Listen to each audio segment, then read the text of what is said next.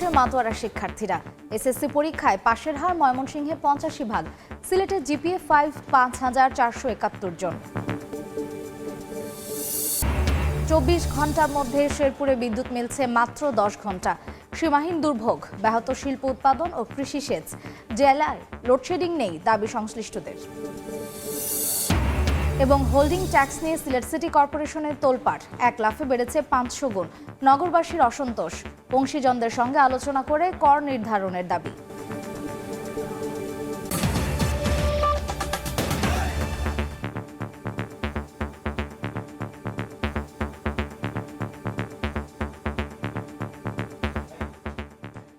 আমন্ত্রণ সময় সংবাদের নিয়মিত আয়োজন বিভাগীয় সময়ে। থাকছি সপ্তাহের ৭ দিন ভিন্ন ভিন্ন বিভাগের সংবাদ নিয়ে। আজ থাকছে সিলেট ও ময়মনসিংহ বিভাগ। সঙ্গে আছে আমি মার্জিয়া শ্রেয়া। এসএসসি ও সমমানের ফল প্রকাশের খবর। এসএসসি ও সমমান পরীক্ষার ফল পেয়ে বাঁধ ভাঙা উচ্ছ্বাসে মাতে শিক্ষার্থীরা। সারা দেশে মোট পাশ করেছে ১৬,৭২,১৫৩ জন। এর মধ্যে ময়মনসিংহ শিক্ষা বোর্ডে ৮৫% ও সিলেট বোর্ডে পাশের হার ৭৩.৩৫%। দুই বোর্ডের মধ্যে জিপিএ 5-এর দিক দিয়েও এগিয়ে ময়মনসিংহ। উচ্ছ্বাসের পাশাপাশি বাবা মা ও শিক্ষকের অবদানের কথা স্মরণ করতে ভোলেনি শিক্ষার্থীরা। বাঁধ ভাঙা উচ্ছ্বাস আর উল্লাসে শিক্ষার্থীরা, কষ্টের ফল হাতে পেয়ে আকাশ ছোঁয়া আনন্দে মাতোয়ারা শিক্ষার্থীরা। কারো চোখে আনন্দের অশ্রু, কেউ কেউ মুঠোফোনে ফল পেয়ে খুশির জোয়ারে ভাসে। প্রিয় বিদ্যাপীঠের ক্যাম্পাসে হই হুল্লোড়ে মেতে ওঠেন তারা। বাদ্যযন্ত্র বাজিয়ে নেচে গেয়ে উল্লাসে মাতেন শিক্ষার্থী, শিক্ষক, অভিভাবকরা। আমাদের শিক্ষকদের একান্ত পরিশ্রম, সাথে সাথে আমাদের অভিভাবক যারা ছিলেন তারা সবাই অনেক কষ্ট করেছেন। আমি কোনো আশা করি না আমি A+ পাবো, তো পাইলাম। তো আম্মু অনেক খুশি, সবাই স্যাররা অনেক খুশি। জিপিএ 5 আমাদের দীর্ঘ 10 বছরের সাধনা। তো এই 10 বছরের সাধনার মাঝে যখন জিপিএ 5 পাই তখন নিজেকে অনেক আনন্দিত মনে হয়। ভালোই লাগছে যে জিপিএ 5, আমি প্রত্যাশাই করেছিলাম যে জিপিএ 5 পাবো, তো এট লাস্ট পেয়ে গেছি আর কি। আজকের এই দিনটার জন্য আমরা বিগত 2 বছর অপেক্ষা করছি। আমার বাচ্চা বলেন, শিক্ষক বলেন, আমরা মা বাবারা বলেন, মানে অক্লান্ত পরিশ্রমে আজকের এই সুখের দিনটা আমরা দেখলাম। অনেক কষ্ট করছে, কষ্ট করার পর যে একটা ভালো রেজাল্ট দেখাইতে পারছে, এই জন্য আমি আনন্দিত। এবছর ময়মনসিংহ শিক্ষা বোর্ডে পাশের হার 85 ও জিপিএ 5 পেয়েছে 13,176 জন। আর সিলেট শিক্ষা বোর্ডে পাশের হার 73.35% ও জিপিএ 5 পেয়েছে 5,471 জন। সিলেটে অন্য বোর্ডের তুলনায় ফল সর্বনিম্ন হওয়ায় হতাশ শিক্ষার্থীরাও। হাওড় অঞ্চলে আপনি দেখবেন ইংরেজি বিষয়ের, গণিত বিষয়ের, বিজ্ঞান বিষয়ের শিক্ষক, ভালো শিক্ষকের সংখ্যা খুবই কম। এমনও প্রতিষ্ঠান আছে উচ্চতর গণিত পড়ানোর মতো শিক্ষক নাই। সারা দেশে 20 লাখেরও বেশি শিক্ষার্থী এবারের এসএসসি পরীক্ষায় অংশ নেয়। গত 15 ফেব্রুয়ারি এসএসসি ও সমমান পরীক্ষা শুরু হয়ে শেষ হয় 12 মার্চ। ওমর ফারুক, সময় সংবাদ। তীব্র লোডশেডিং চলছে শেরপুর জেলায়। 24 ঘন্টার মধ্যে বিদ্যুৎ মিলছে মাত্র 8 থেকে 10 ঘন্টা। মানুষের ভোগান্তির পাশাপাশি ব্যাহত হচ্ছে শিল্প উৎপাদন ও কৃষি সেচ। অথচ বিদ্যুৎ বিভাগের দাবি, জেলায় কোনো লোডশেডিং নেই। শহীদুল ইসলাম হীরার পাঠানো তথ্য ও বাবু চক্রবর্তীর ছবি নিয়ে রিপোর্ট।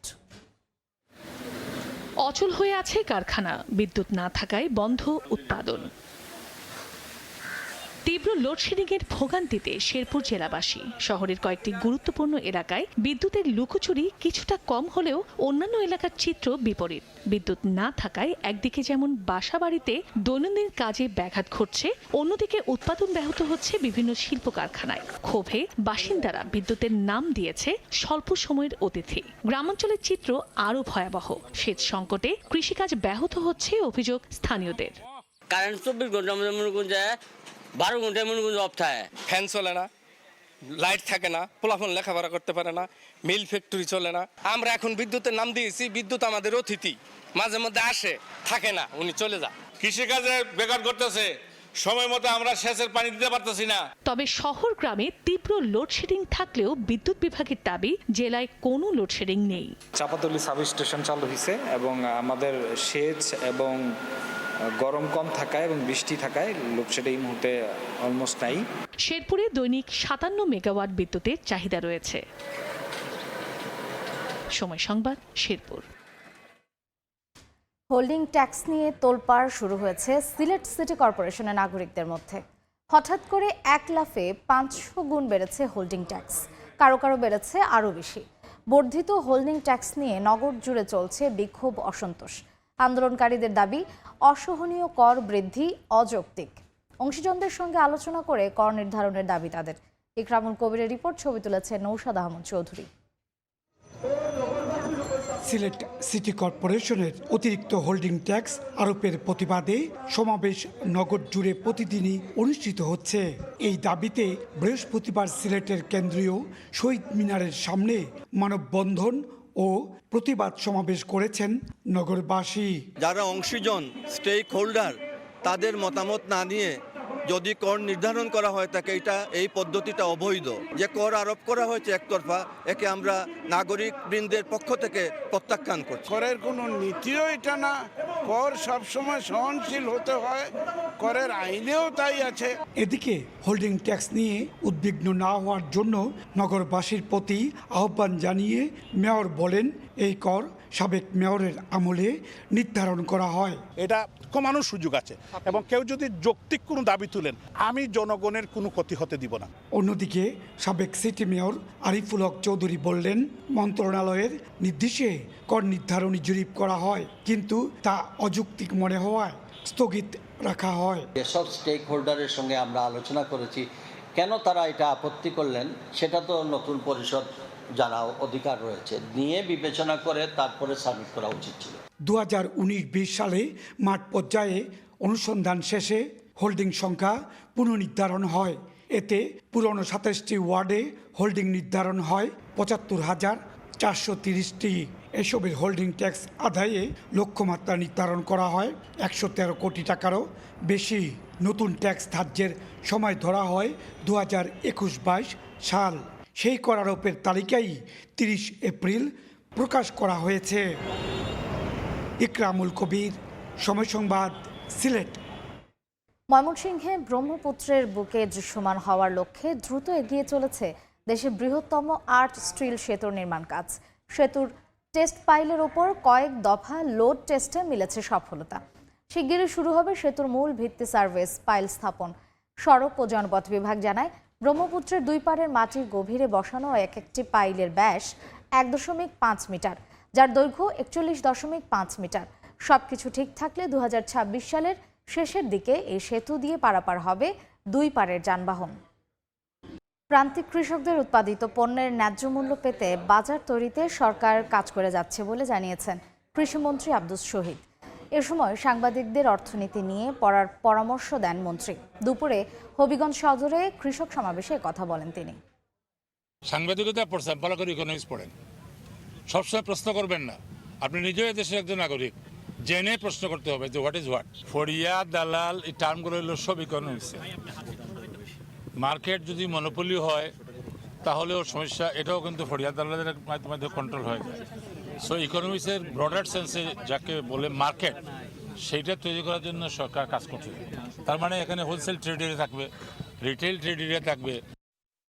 কোরবানির ঈদ সামনে রেখে মৌলভীবাজারে লালন পালন করা হচ্ছে গবাদি পশু। ভালো দাম পেতে গরু হৃষ্টপুষ্ট করতে ব্যস্ত খামারিরা।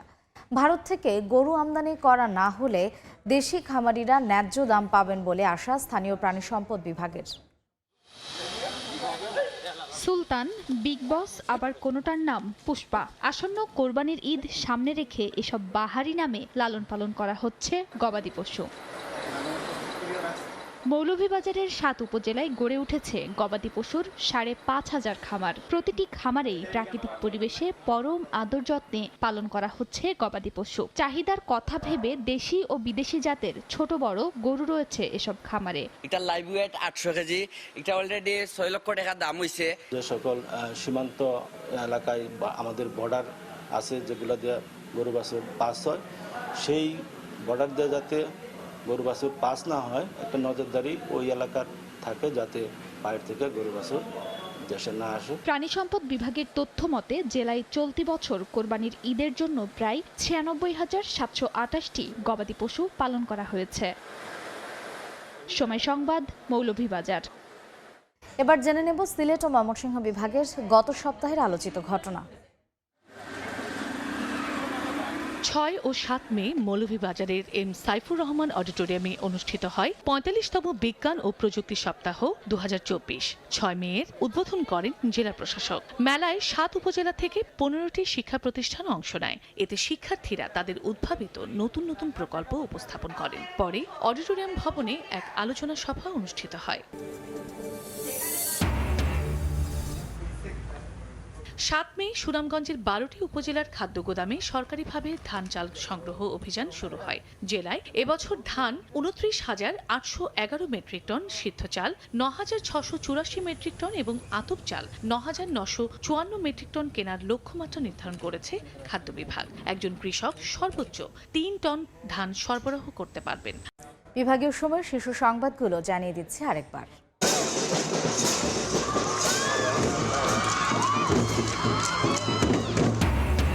বাঁধভাঙা উল্লাসে মাতোয়ারা শিক্ষার্থীরা। এসএসসি পরীক্ষায় পাশের হার ময়মনসিংহে 85 সিলেটে জিপিএ 5 5,471 জন। এবং 24 ঘন্টার মধ্যে শেরপুরে বিদ্যুৎ মিলছে মাত্র 10 ঘন্টা। সীমাহীন দুর্ভোগ, ব্যাহত শিল্প উৎপাদন ও কৃষি সেচ।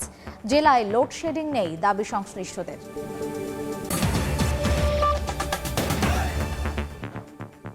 এই ছিল বিভাগীয় সময়। আগামীকাল থাকবো বরিশাল বিভাগের আয়োজন নিয়ে। এরপর আন্তর্জাতিক সময় নিয়ে আপনাদের সঙ্গে থাকবেন শায়লা রহমান ইমা। ধন্যবাদ শ্রেয়া। আন্তর্জাতিক সময় নিয়ে ফিরছি কিছুক্ষণ পর, সঙ্গেই থাকুন সময়ের।